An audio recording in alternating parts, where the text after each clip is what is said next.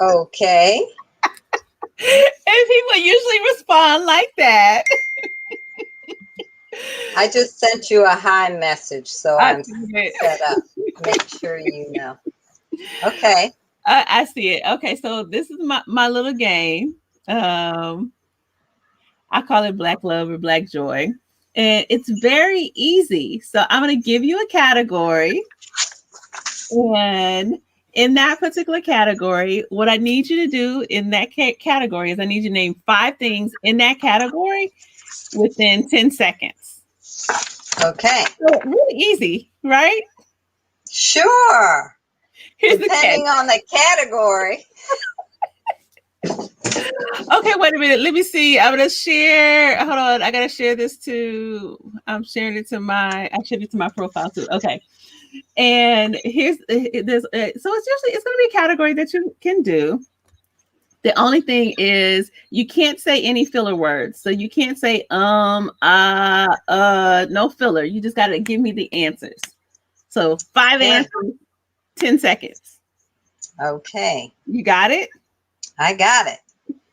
Okay, I got my timer on. So your category is things that people say to doctors.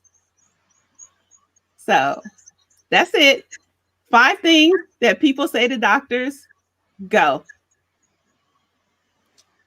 I'm in pain. I want to be fixed. Can you help me? Your time is up. Oh, sorry. Because people don't say one word to doctors. They don't have to be one word. It could be a phrase. They say please. It's please. Could you please? Okay, wait a minute. Can we do it again? I have another category that I think would be funny. Okay. Okay, so the next category is things you should never say to your doctor. And this one, I'll give you 15 seconds with this. Give me 5 things you should never say to your doctor. You should never say, or you should never ask your doctor. Either one. 5 things. Go. Something illegal. Something unethical. And that's it. Really? Okay. Really, because you should be able to talk to your doctor about everything. And you should be able to go off the record just like a lawyer. And we have to keep everything confidential. So, everything. So, you should be able to ask your doctor and talk to your doctor about everything. Just don't ask me to do something illegal or unethical. I love that. Okay, so that is actually a great segue to our conversation today. Good afternoon, everyone. My name is Dr. Ifetayo Ojelade. I am so happy and honored to have my guest. I have Dr. Deborah Bernal. She is lots of things. She is a trained allopathic physician, and she is also a practitioner of integrative health. We are going to have a conversation today, and I'll talk a little bit more about that and kind of give you some disclaimers, because always when we psychologists and medical doctors show up, we have to do a little bit of disclaimers in this conversation. But first, I just want to say thank you for coming, Dr. Bernal. Thank you for asking me. Oh, so, okay. So let me just say the disclaimers. I heard you about a month ago, and we were talking about COVID-19. And you gave the most logical explanation of COVID, of the vaccine, of the pros and cons that I had heard. And as soon as I got off the conversation with you, I sent you an email and I was like, can we do this online? That was amazing. And you were nice enough to agree, and you kind of put up the parameters. You were like, okay, I'm not an immunologist. I'm not an infectious disease doctor. I'm not representing, the company that I work for. I'm speaking for myself. And I was like, okay, so let's have this conversation. And I think it was really important too, because of your background. So in addition to being a Western trained kind of allopathic medical doctor, I know that you are also go by Ifeyo Ojelade, correct? Yeah. Okay. So that you're initiated to IFA and you are a student of IFA University and Correct. you're an IFA practitioner and you're a longtime Pan-Africanist. You've been in these streets doing this work. That's right. Decades and decades. And I think that that's why it's important to have this conversation, because one of the things that's happening, and I don't know if you noticed this, is that part of it is that the conversation is being had, and there's lots of conversation about, you know, African Americans having stigma or not trusting the healthcare system, but nobody is really talking from kind of this culturally relevant perspective. And they're not really asking folks that have been in the streets doing this work, being community activists, and having this kind of Western training along with that grassroots training and that combination to be able to talk about, like, how do we make decisions about whether or not we trust this vaccine? How do we make decisions about our own family and our healthcare? And so I think this conversation is really important today. So again, I just want to thank you for showing up and being willing to have this conversation with me. Yeah. Let's start out with something like really basic, and I'm sure people have heard it, but I think we need to cover it. Tell us what COVID-19 is. COVID-19 is a virus. It has morphed into COVID-19. Mm-hmm. The 19 came from 2019. So we've had SARS-CoV-1, SARS-CoV-2, different names, but it's a classification of virus, and viruses mutate and you expect them to mutate. They're not going to be the same because when they face a hurdle or a barrier to their existence, just like everything else in like white supremacy, it changes. Yeah, it just morphs into something else so that it can continue to exist. So that's why, even though this pandemic started from this particular variant, there have been ongoing variants that have occurred since the pandemic started. Got it. And I saw like kind of at the beginning, there was lots of kind of conspiracy theories, because if you look on the back of a Lysol can, it says that it kills COVID. And so people were like, well, if it kills COVID, how is it something that's brand new? And so there was lots of kind of conversation about that. So can you talk a little bit about that? Why did it say it on the Lysol can?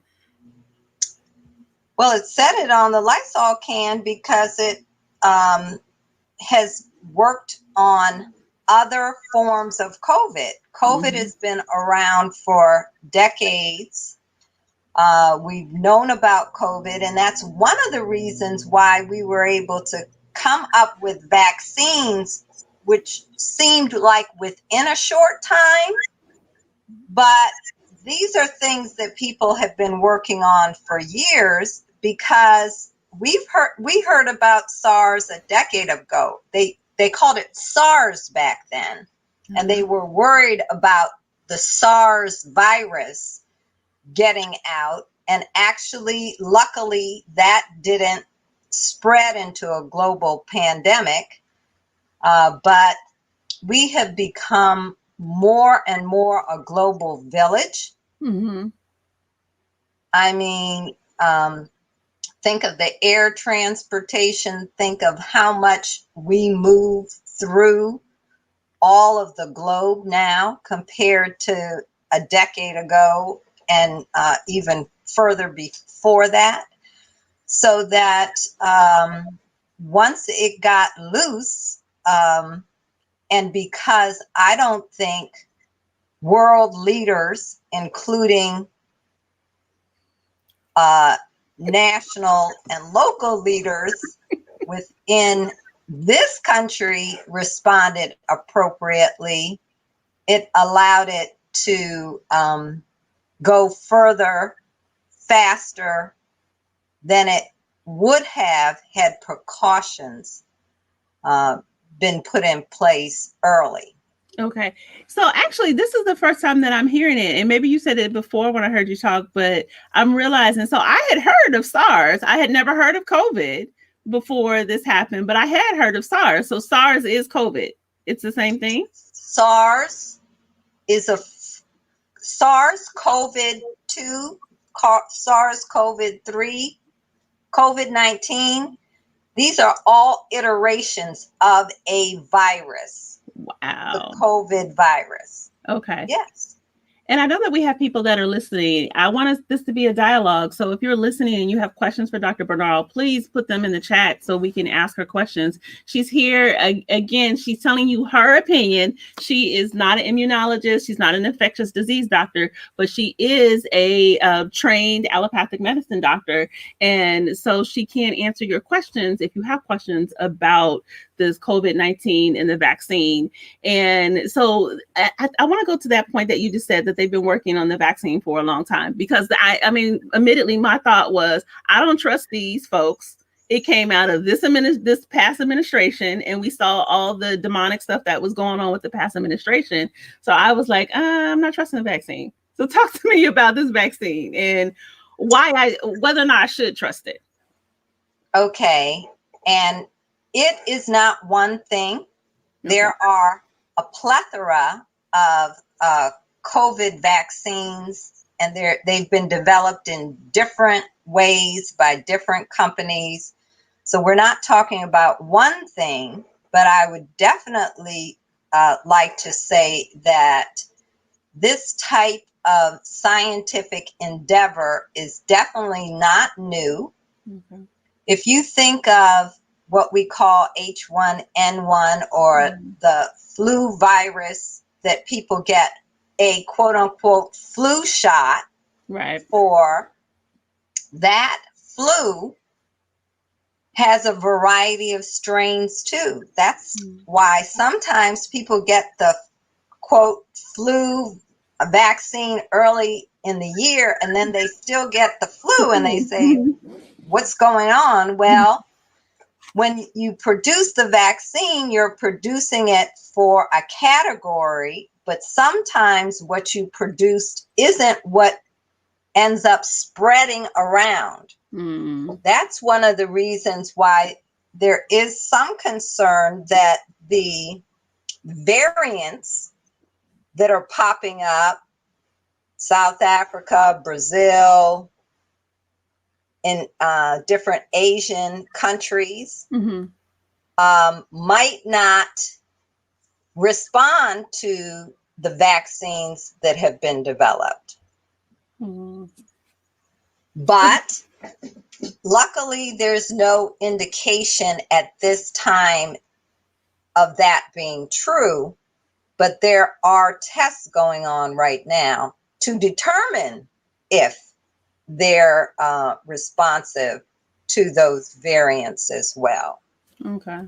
And one of the most brilliant aspects of this development of the vaccine is the 3 vaccines that have been approved.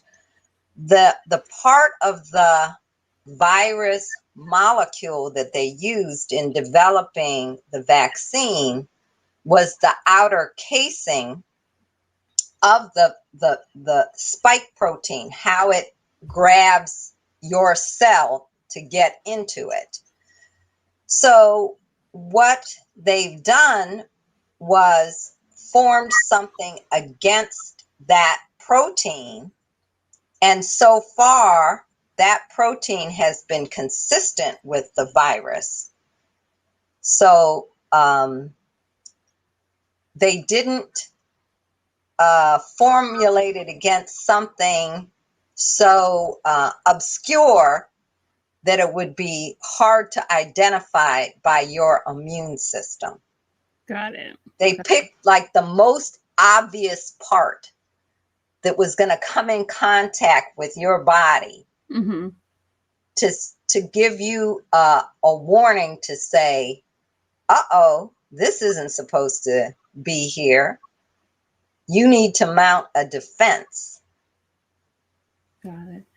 So I see a question. I'm going to put it up on the screen. So Kayla says, I did get the vaccine. How am I safer? Okay, so. Or is it Kyla? I'm sorry if it's Kyla. Getting the vaccine does not prevent you from getting infected with the virus. That's something important that everyone needs to know. So, lifting a lot of these precautions for the spread of the virus is a little trepidatious for me, because it's still out there. So, having gotten the vaccine, the hope is your immune system will recognize it very quickly, mount an attack very quickly, and get it out of your system. So, one, you don't get sick, or you don't get as sick as you could have gotten. Okay. Or you don't get hospitalized and die, which we all know people who have suffered these terrible consequences. Right. So we don't want any of those terrible consequences. So this allows that type of protection for people who are vaccinated. But I don't want COVID in any form or fashion.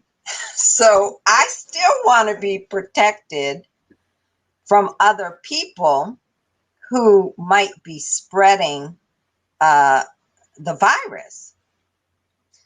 And people who are not vaccinated are more likely, and people who have ignored precautions all along. Mm-hmm. So when you see someone who now is not wearing their mask, they could be vaccinated and not threatening, or they could have not been vaccinated. That's what my concern is. And they could have had exposure in areas that put themselves and then anyone around them at risk. And that's my concern, is when they lifted the mask mandate, I was like, okay, so then how do we know which people are vaccinated and which people are not vaccinated? I don't see how we distinguish. It's basically was lifted in an honor system. But these people haven't been out there. There are people that are not. I mean, I was in Walmart, but I don't know what that says. I was in Walmart, and the vast majority of people had their mask on, and this man was standing behind me. I give you can leave it to your imagination of what he might have looked like. He was standing behind me. He didn't have a mask on. I moved way, way, way away from him. I didn't want any kind of interaction with him. And I'm like, there are going to be more of those folks that weren't following safety protocols in the first place. And now, they're just out there. Just it seems like it's going to be a free for all, and it's really scary to me. Yeah, I can feel that fear as well, especially I'm a healthcare worker, so I'm seeing patients that are ill. So, yikes. Wow, it is a risk when you don't know a person's status, and there's no documentation of a person's status. So my recommendation is to make sure you're in an environment where you feel comfortable. And if you don't feel comfortable, then continue taking appropriate precautions. Now, we all should have been washing our hands all the time and using hand sanitizer. In theory, people were doing that. I mean, hopefully they're doing it more now, but and as health professionals, that's always been our role. As soon as you come in a room with a patient, you have to wash your hands. Before you touch a patient, you're washing your hands using gloves. As soon as you finish, you're washing your hands. I mean, that was standard practice because we know we're seeing sick people. right. And we don't want to be a vector of spread of anything. So that was standard protocol. Why do people go into an operating room with masks and gowns and right. bonnets and everything on, gloves? From head to Because they're toe. trying to prevent the spread of disease, right? This is not rocket science. We have determined that there are pathogens that you cannot see that can affect your health. So you take appropriate precautions. Now, okay, there's a couple of questions. Let me, I'm going to put them up. So Keisha says, I've heard a lot of concerning things such as the vaccine containing metal, as well as it being able to alter your DNA in a negative way. I also heard that people that are unvaccinated can be affected by just being in close contact with those who have been vaccinated. Have you heard any of these things, and is any of it the truth? Is there any truth? I don't know of any of that being factual. Okay. So there are potential allergens to every single vaccine and every single thing present on the planet. If you were to give me a smoothie with strawberry, kiwi, banana, peanuts, and dairy, I don't know what would happen to me.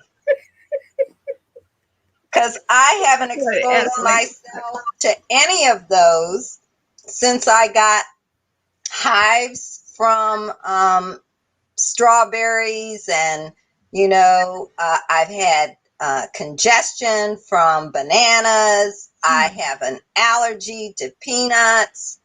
So it's upon us to make sure that we figure out what we're allergic to, and we stay away from it. When I see those commercials that say, if you want to take this and if your body's fighting you, just take a drug to cover that up, I don't think that's a good idea.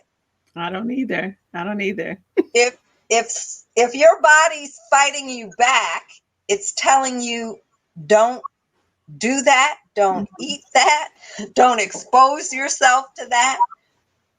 Why would you try to suppress your body's natural reaction? You should try to use that as part of your tools for knowing what's appropriate for you. And so I've heard things, and so I want you to address some of these things. So I've heard the thing about the altering of the DNA and people saying that they put chips in the virus, and what we know, and I'm going to come to you, Hope. I see another question from Hope, but what we do know is if we kind of talk about the history of medical racism in this country, we do know that there's been some problematic stuff. So it's not like we can pretend like, like Western medicine has been good to Black people in this country. Right. Plenty of examples where it hasn't. Why should we trust this is any different than anything in the past? So the question should be, how can you decide if something are you able to trust something? So there has been a lot of good data out there about how the vaccine was developed, how the various vaccines are developed. And yes, it does affect your DNA. It goes in there to allow it to replicate something to help you fight the virus. So yes, it is using your DNA to produce RNA, which is a messenger from your DNA to tell your body how to respond to something. So that is an important aspect of how the three vaccines that are available in the US work. All of them are using technology to stimulate your body's response. So the question is there some high-tech way that man has figured out to target a specific racial and ethnic group to do something negative through the vaccine, hidden in the vaccine, and that it would not have reared its ugly head in any of the trials, or since now it's been unleashed on the population,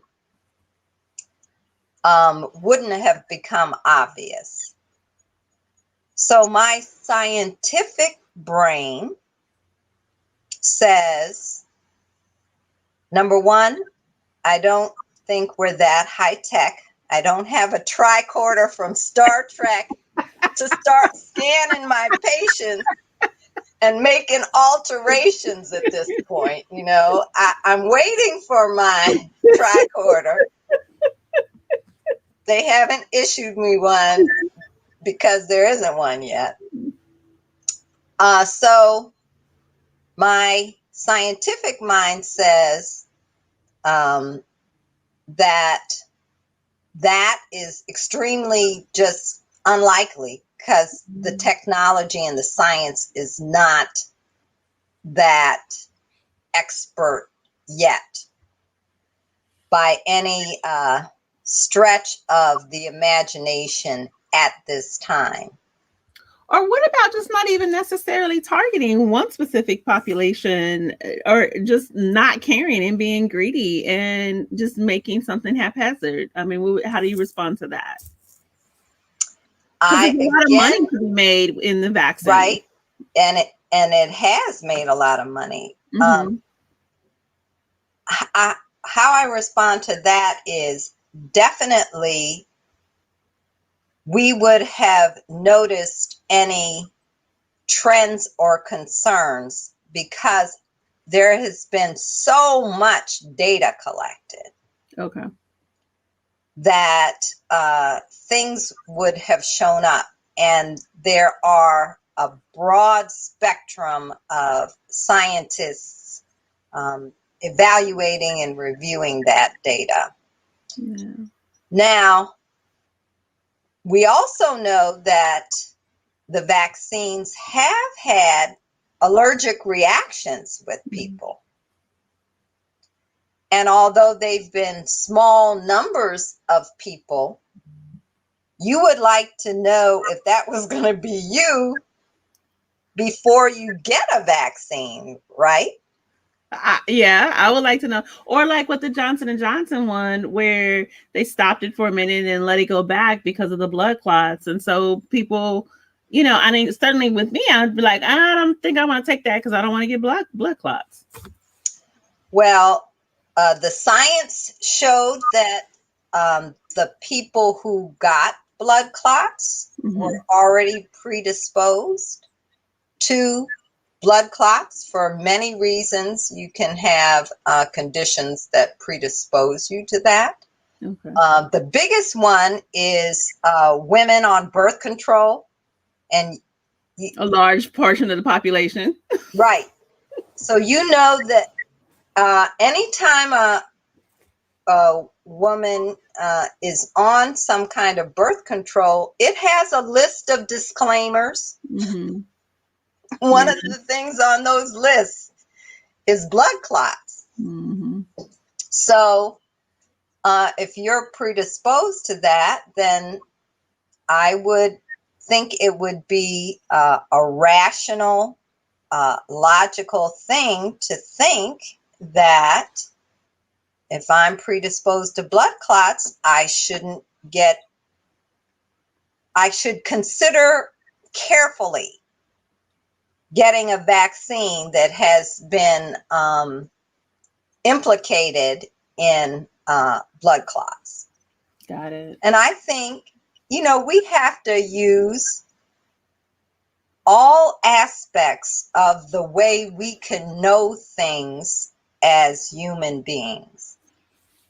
We can know through science and intellectual pursuits and, reading, getting information, getting advice and counsel from people who know more than us. Mm-hmm. So, you need to, because you are a unique individual, you can ask your doctor, do I have anything that would concern you about X, Y, or Z vaccine?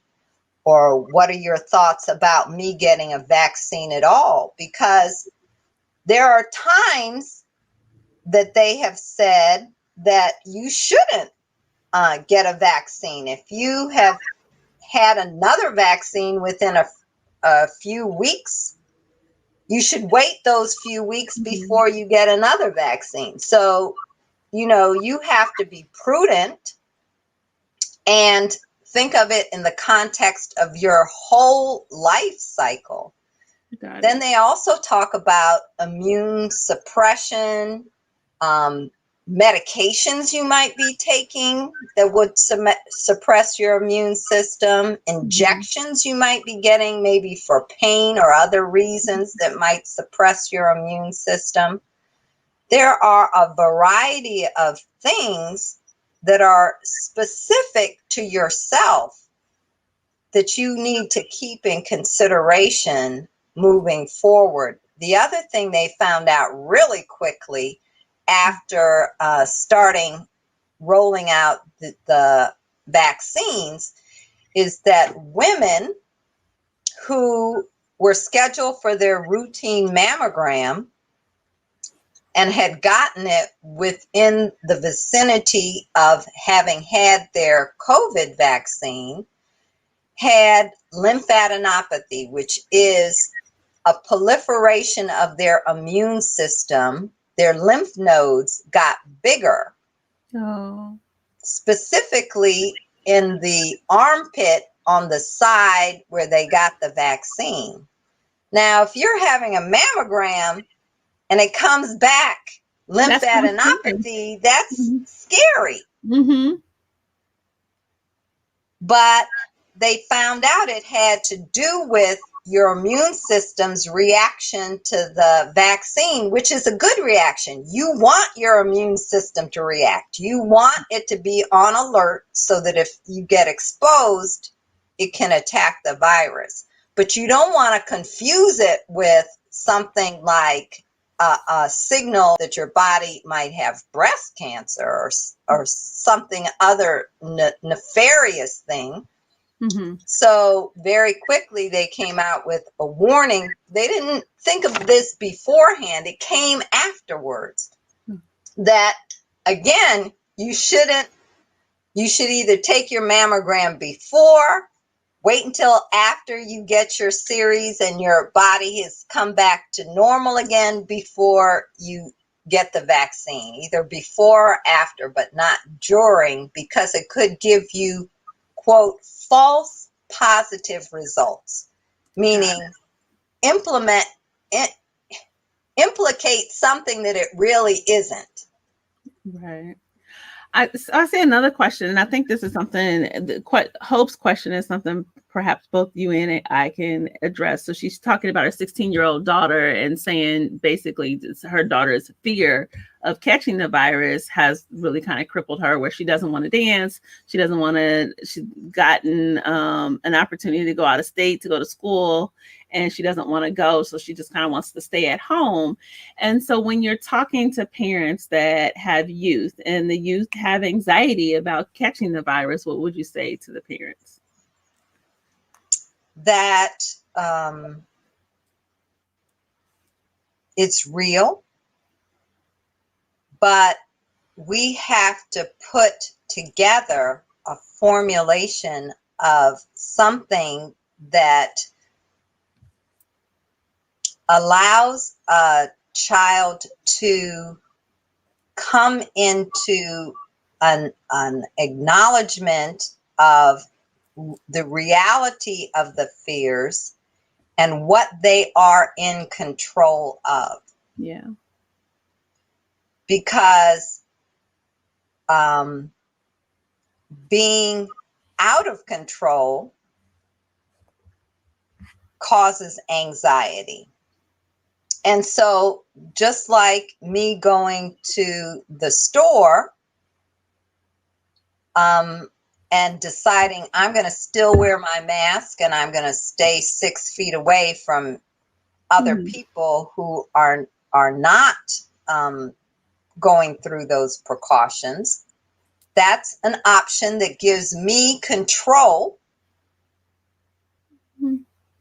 and allows me to continue to operate.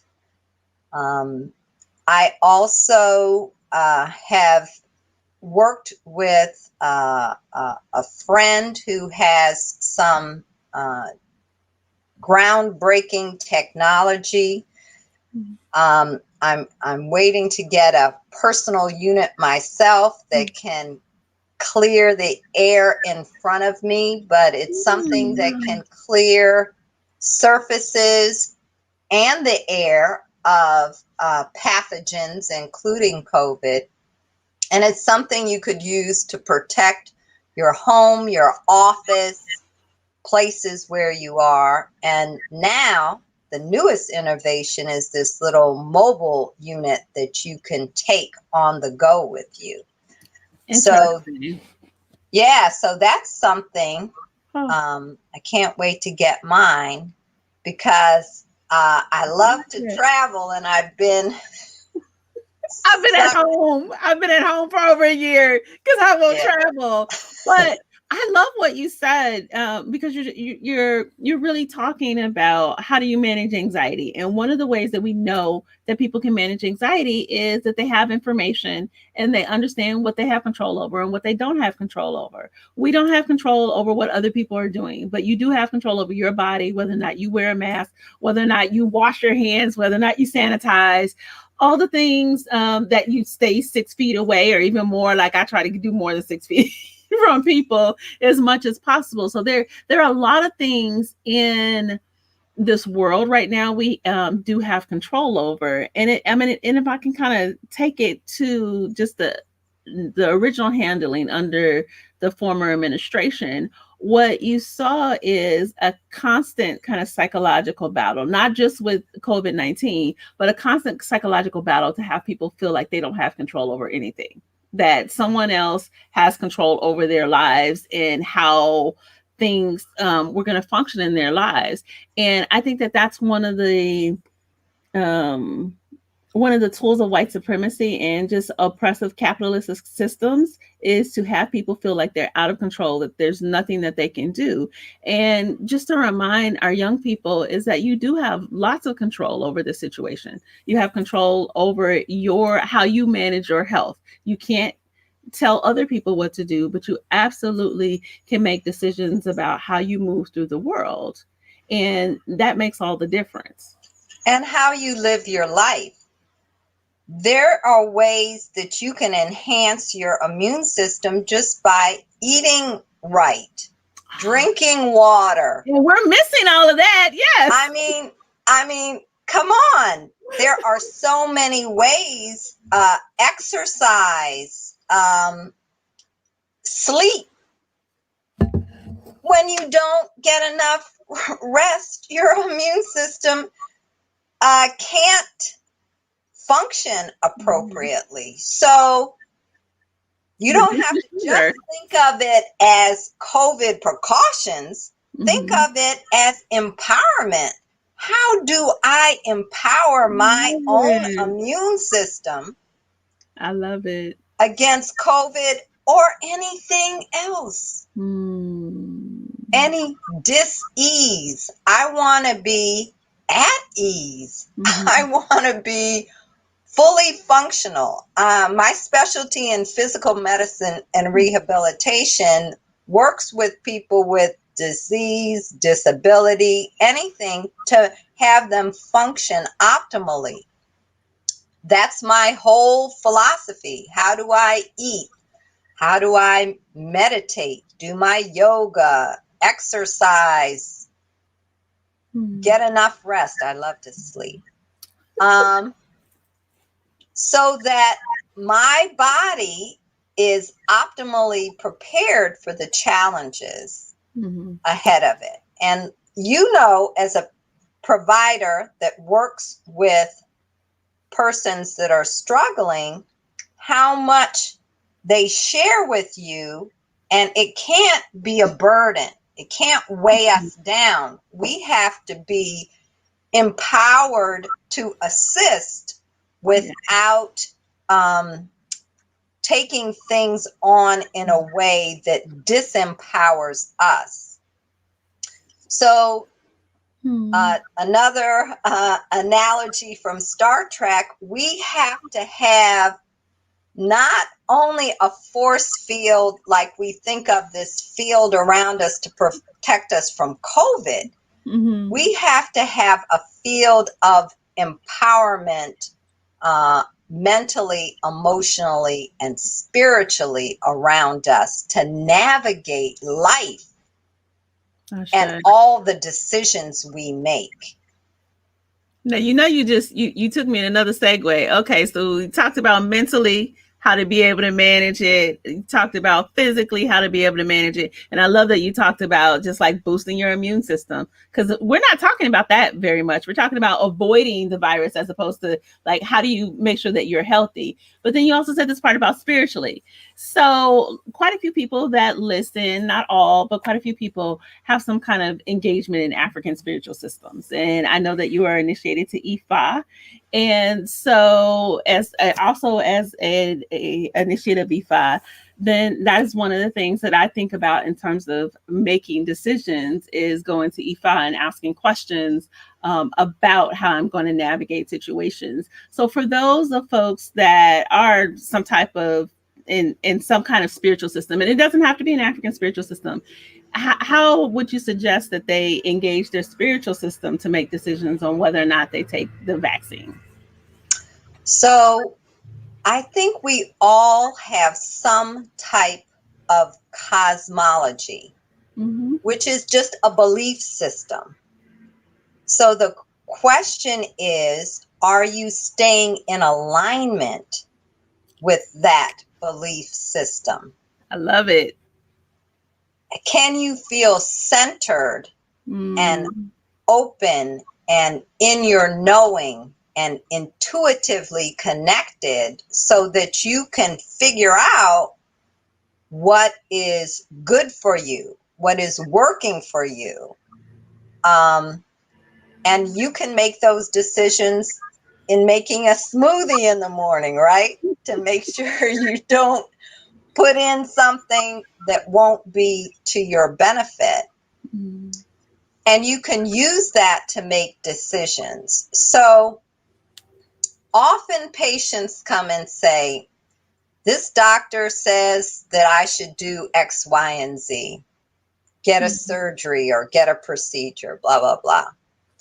What would you do, Dr. Bernal? And I say the same answer every time. I get as much information for my head as possible.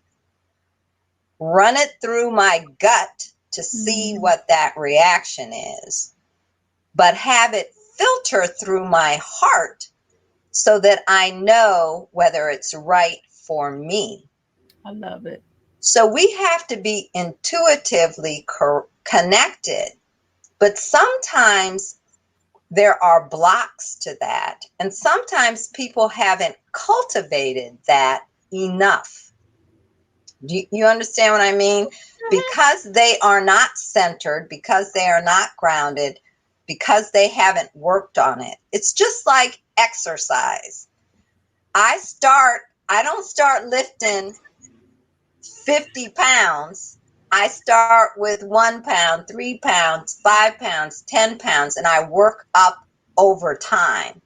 So if having a vaccine or having a specific, deciding on a specific vaccine is not something that you can intuitively figure out is right for you, luckily there are practitioners. I know in all the African spiritual systems, Asara Set has divination practices.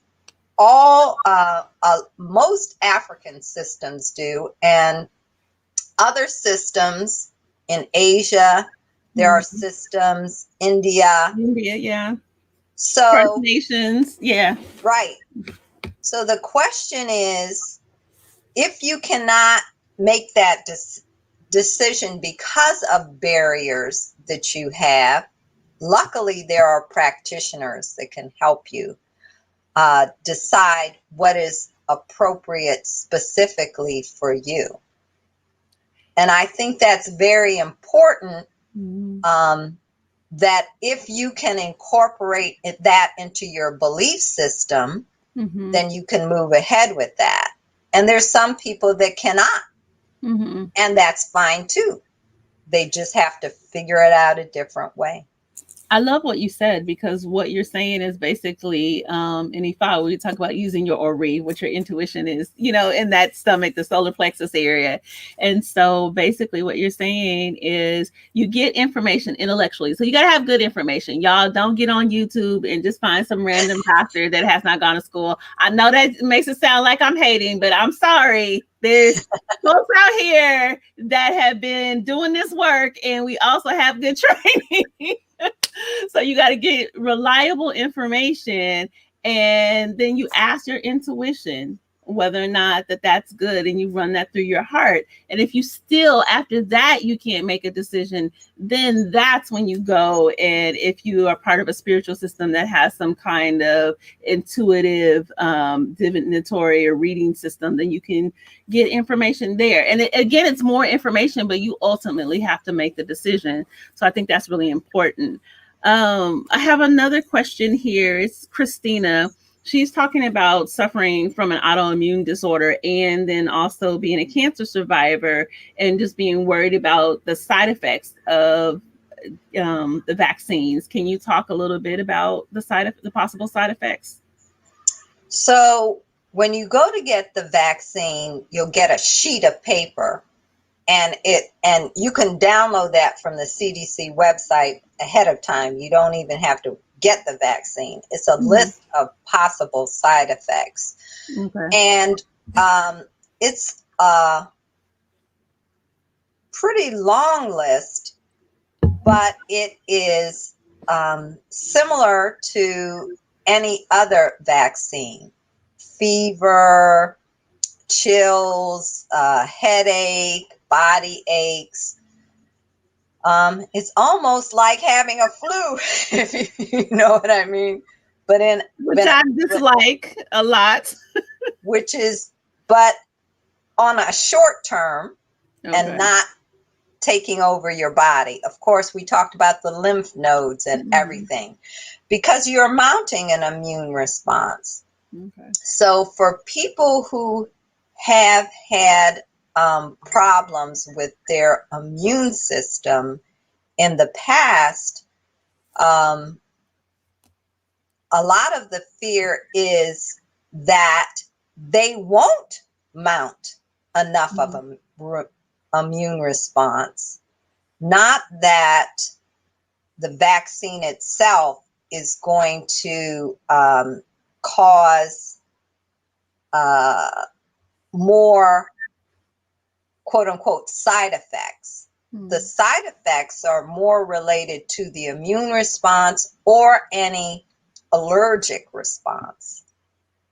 So unfortunately, sometimes you can't be aware of allergies without exposure, and allergies change in your life cycle. I used to eat strawberries just fine until after my first child was born, and for some reason, never again. So why does that happen? So, like, I noticed that there were things that I could no longer eat, and then there were things that I hated before, and it's like my taste buds changed after I had my daughter, and now I can eat stuff that I couldn't eat before. I don't understand that. And I don't understand it either. It's just the phenomenon that we are not static. Got it. Okay. Right? We came out as little babies. We all started out this big. So we are not the same. And biochemically, and they say even down to every atom, by the end of 7 years, you don't have any atoms that you used to have 7 years ago. That's interesting. That so much recycling has happened. Just that right before your eyes. Everything is different. Interesting. Okay. I always wondered that, because I was like, okay, so now there's things that I'm allergic to. Like, I'm allergic to bananas. And every time I tell people that, they're like, what? And I was like, yeah. I'm allergic to bananas. But I have some thoughts on a lot of the allergies going on now, because we humans have polluted our environment. And I remember in the early 80s testifying, I was in DC at the time, testifying against them being able to genetically modify food without a label. So in Europe, in order to genetically modify food, it has to be labeled. So we were advocating, me and all the other people from GLUT, and that's a DC joke, we're advocating for this to be a requirement in the United States, and it did not pass. So I think there's the dimension that your body changes, and there's just certain things that your body doesn't want you to expose yourself to for whatever reason, and I think you should be obedient to your body. It's carrying you around 24 hours a day, 7 days a week, to help you carry out what you're here on this planet to do. So you should give it respect by doing what it says.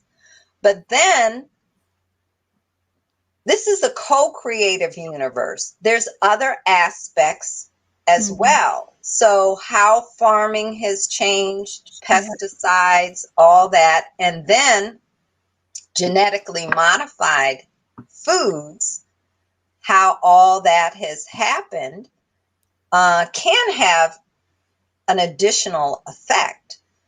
So you need to take that into consideration. And how things are processed is different too. You're probably too young, but when I was younger and went to the grocery store, when you walked in, there was a fragrant smell of food that came out of the grocery store, specifically from the produce section. Interesting. No, they don't smell like that now.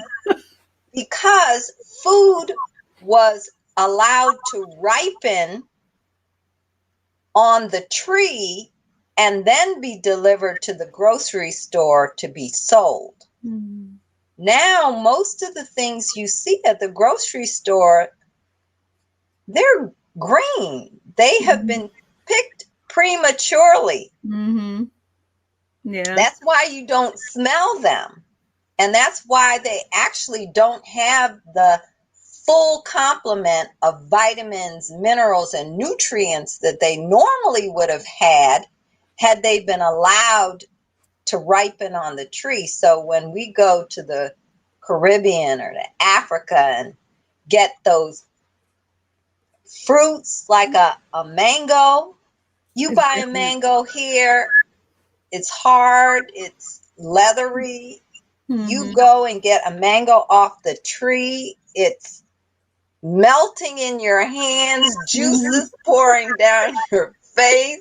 It's totally different. It is. It's a totally different experience, and it has to do with how food is processed. Bananas, since then, now are picked green, sent to the distributor, and they are processed with ethylene to stimulate them to turn from green to yellow. So they're sort of gassed with this ethylene, and then they send them to the store, and then you'll see that there's some that are green, and then there's some that are getting green and yellow, and then you'll see them turn yellow, and then they'll start to get the spots. Yeah. Well, when I was young, they used to come to the store pretty yellow, so you had to buy them quickly, but the grocers were losing produce. Do you understand? It wasn't profitable. So these different ways of processing food have changed in order to assure that the grocery store remains profitable. So I try to get my fruits and vegetables from farm stands, and luckily here in Pennsylvania now, that's an easy thing to do, because when you get it right from the farmer, you can actually smell the peaches. Well, and the other thing that what you're talking about is a lot of times, and I have this whole political stance about bananas, is that what people miss is that when you're going in the grocery store and getting bananas, the vast majority of those bananas are coming from Honduras. And there is a whole political thing, if you've never read that, about bananas and the historical oppression of the indigenous people in Honduras and the people of African descent. And so every time I think about bananas, I'm like, yeah, I'm good in being allergic to them, because I would not buy them even if I wasn't allergic to them. Because I mean, at the grocery, at the produce stand in Pennsylvania, you're not seeing bananas. No. No, I'm seeing, you're living locally, and I'm seeing locally grown food from local farmers. Yeah. And I'm not seeing any bananas. Yeah, because that's I mean, and for the vast majority of people, I mean, maybe folks that live in Florida, for the vast majority of people, when we think about it, all over the United States, we go in a grocery store and you see bananas, and people are not thinking about where they come from because they're not being grown in that state.